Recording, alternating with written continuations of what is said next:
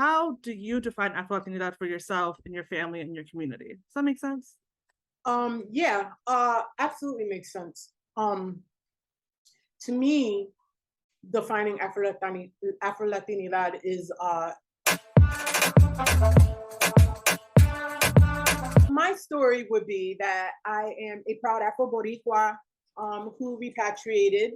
I am a mother, a New Rican, a poet first, well, a mother first, and then a poet. I've been writing poetry since I was a teenager. And then I went to school for cosmetology, and my family always used natural ingredients in our hair. So that's how I formulated the mesh of my education and my experience with using natural ingredients to start my business, Micmac Remix. So I'm also an entrepreneur. In addition, I am also an activist. I am very, very against the settler colonization and neo-colonization in Puerto Rico. Very much against it, against Ley 60, Ley 22. I am also a volunteer, and I focus primarily and only on uplifting the Boricua community. All of my work, even when I was in the Bronx, was to do what I could to help make a difference here in Puerto Rico. It's very important to me. I'm very, very focused on that. And those are things that I would say encompass who I am. Awesome. That's wonderful. So let's get into the poetry first because you were published in a book. Yes, yes. So Yes. tell me a little bit more about just you and poetry and what that process kind of was for being published in that anthology. Okay. So my Aunt Michelle, may she rest in peace, she was a poet, and she introduced me to poetry at a very young age when I was a child. And when I became a teenager and we moved to a predominantly white town, it was a very life-altering experience where I went from just being who I am to living somewhere where my differences were constantly pointed out. Mm. So I was 14 at the time, and it was very, very different. It was a very difficult transition for me. I never lived in a predominantly white area or town, I should say. So it was very difficult, and I needed an outlet. So that's when I started writing poetry, and that was basically my teenage years was my outlet, my therapy, in expressing myself and what I was going through at the time. And I continued writing on after. It evolved into relationships, and then it evolved into political things happening here in Puerto Rico. And I actually didn't do my first poetry reading until 2019 when I first moved here to Puerto Rico. Wow. That was the first time I ever did it. And it really was a big step for me because for me, my poetry was more like a journal. Mm. I didn't share it with other people. Yeah. So for me to do that, it was putting a big part of myself out there. So I took it a step further, and I saw Alegria Publishing was looking for Afro-Latina, Afro-Latino poets, and they wanted to do a compilation of poetry. So they were looking for people to submit their pieces, and you had to wait to see if your piece was accepted. They accepted 3 of my pieces. Yeah. So I was so excited. And that was in 2021. And that's when I got published for the first time.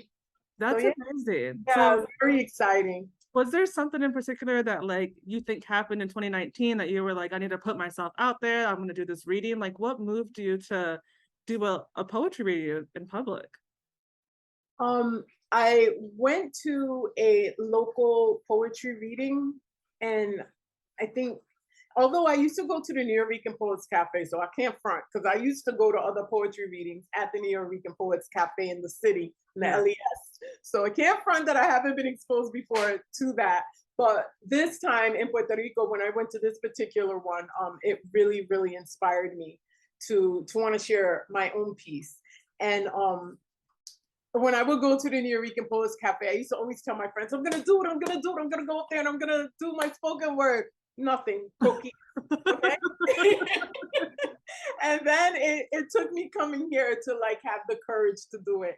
And I did it twice since then. So yeah, Oh, congratulations. And then like congratulations on getting three pieces, right? So thank you. like accepted into the book. That's Thank amazing. you. And so what is the title of the book and where can people find it? It's called the Black and Latinx, Latnx Poetry Project. And you can find it at Barnes and Nobles, Amazon, and through Alegria Publishing. Wonderful, wonderful. And so you talked about this a little bit. You are an activist in many ways. And so you have done things like, supply drives after Hurricane Maria. You work on, I believe it's Earthship. Earthship. Yeah, Yeah. Earthship. Can you tell me a little bit more about like your work in Puerto Rico and the activism that you do there? It started first with Operation Backpack when I was in the Bronx. Hmm. So I was sending supplies to students who were in need. And then Hurricane Maria hit because I was still in New York at that time. So Hurricane Maria hit, and then that's when I got involved with different organizations and on my own as well with sending supplies. And then when I moved here, I just wanted to be boots on the ground. Hmm. So I wanted to actually physically be a part of that change. So I had met with Carlos Chaparro, who is the owner of the Earthship in Aguada, Puerto Rico. I had met with him a couple of months before we had moved here and introduced myself. And I wanted to see for myself if this was something that I wanted to co-sign and be a part of. Mm-hmm. So we hit it off like off the bat. And he's actually from Chicago. So he repatriated as well. What the Earthship Community Center is it is a center that we built, and it's to educate others about sustainable living and also serve as a community center in the case that we have another natural disaster like a hurricane or an earthquake, that people can come and congregate to safely and get power and get water. And they also teach about the bees, saving the bees and teaching that energy and how the bees are very important here in Puerto Rico. So there's a lot of different things that they do. They don't just focus on one thing. So sustainable energy, sustainable living. There's a lot of different things that they're using the Earthship for. That's wonderful. Yeah, it's really exciting. It looks really cool too. Yeah. Oh, if you're ever in Puerto Rico, I highly recommend visiting. They do tours on Saturdays and Sundays, and they're free, but they ask that you make a donation. Of course. I surprisingly have never went to Puerto Rico. I'm supposed to go later this year, hopefully, but I'm really trying to go out there because I've never been. And then I'm also like, I don't know. I also felt like hesitant because Hawaii and Puerto Rico was like, leave us the fuck alone, which I completely understand. And so I was like, well, I don't know if I want to go, and like, and how do you like ethically go somewhere? But we're all compromised under capitalism. So I've just been in my head about making my way out to Puerto Rico, but I feel like I absolutely need to go. If not before the end of this year, definitely next year for sure. Okay. And where are your roots? I'm from the Dominican Republic. Oh, okay. Yeah. Sister Island. Yeah. Yes. Okay. So you repatriated in 2019, and you said that you have a business. I want to talk a little bit more about your business, and has it changed since you have repatriated back to Puerto Rico? Yes. So I use all natural ingredients. A lot of the natural ingredients, when I ship them out, most of my clients are in the States. So a lot of the ingredients that I use, for example, in the creams that I was making at the time, which I no longer make, do not withstand this heat. So they were arriving in liquid form, and I tried at times to alter that, and there was just no way to do it without adding additives or, there was just no way around it. So it changed in terms of me having to change what was available for me to sell, and also the cost. Because although Puerto Rico is a territory, the United States treats, a lot of companies treat, when they're doing the shipping and such, they treat it as a foreign entity. So I was paying like so much higher. Yeah, because it was literally my ingredients were being shipped Yeah. as though they were being shipped to a foreign international country, excuse me. So that affected a lot with the price.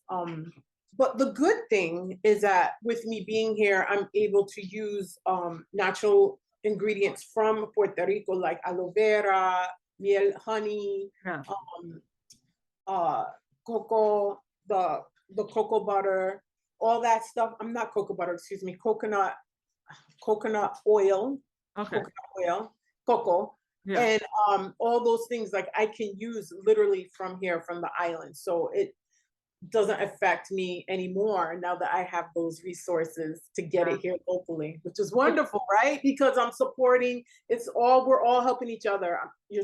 I'm supporting a locally sourced business and they're helping me. Yeah, I was gonna say it ties back to sustainability, right? And like Yes. literally in the community and like like practicing what practicing what you preach, which is Right. beautiful. So can you tell me a little bit about the inventory? You talked about how your inventory has shifted. What type of products does Mikmas? I know you all have like you have more shampoo and conditioners, there's like moisturizers. Tell me a little That's the bit more. newest. Yes. So I have vegan shampoo and conditioner. Those I do have manufactured. Hmm. All the other products I take care of myself. The scalp treatment, my porosity, the deep conditioner treatment.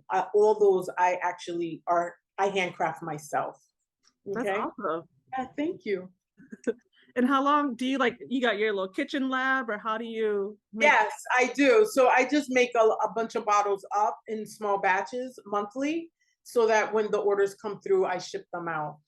That's wonderful. Yes. So I want to talk a little bit more about Afro Latinidad and like I get asked this question and I never know how to answer it. It's weird when someone asks you about something that you've been your whole life, right? Like, what is it like to be a Black woman? And it's like, well, I don't know anything else. And so I know that I don't know. But I want to ask you a little bit about Afro Latinidad and how moving to Puerto Rico has either like not even how do you define Afro Latinidad for yourself and your family and your community? Does that make sense? Yeah, absolutely makes sense. To me, defining Afro Latinidad is it's the best way for me to put it. It's just centers around everything African. Puerto Rico here, they celebrate all over the island. It's not just Louisa. All over the island, they celebrate our African roots. Okay. I feel like there's this big misconception that is Louisa, that's like the only place but that's not true. I live on the west side of the island and they are all over. I go all over to see bomba and different African workshops. And I believe that Afro Latinidad is just being connected to your African roots, okay? And for being Boricua, that is through our food, our music, our language, our dance, our culture. So it's owning that, yeah? It's Yeah. owning it and embracing it. And that's what it is to me. My children, if you see my children, they look, Taino, they don't look like they have African in them. But it's, even though they don't look it, they still got it. And I teach them because it's very, very, very important. And they're very young. They're only 6 and 8. So I taught them from an early age about bomba, about the language, about the music, about the dance, all these things, and to be proud of their African and Taino roots.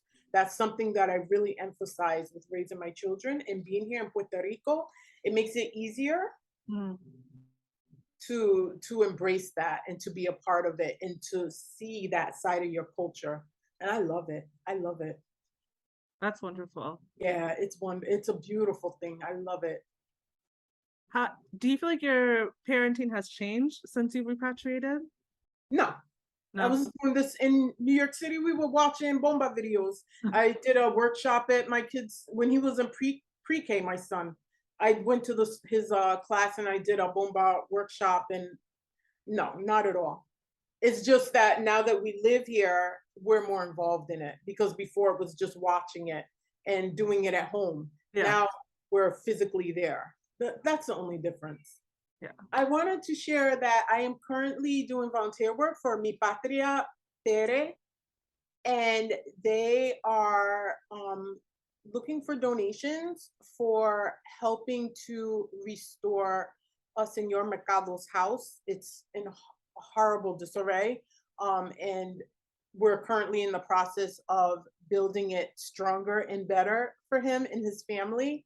But we are lacking the donations still to complete the project. We want to have it completed by September, before the end of September, because we're in the middle of hurricane season. Yeah. So I just wanted to share, and anyone that can make a donation, no matter how small, it would be greatly appreciated. It's Mi Patria Pere, Mi Patria PR. Well, thank you so much for the work that you do in and outside of your home, in and all throughout the community, and of course for taking time to chat with me today. Where can people find you online? You can find me on Micmas Remix, my handle on Instagram and Facebook, and also my website you can visit at micmas.com. Wonderful. Thank you so much, Adassa. I appreciate your time. Thank you for having me.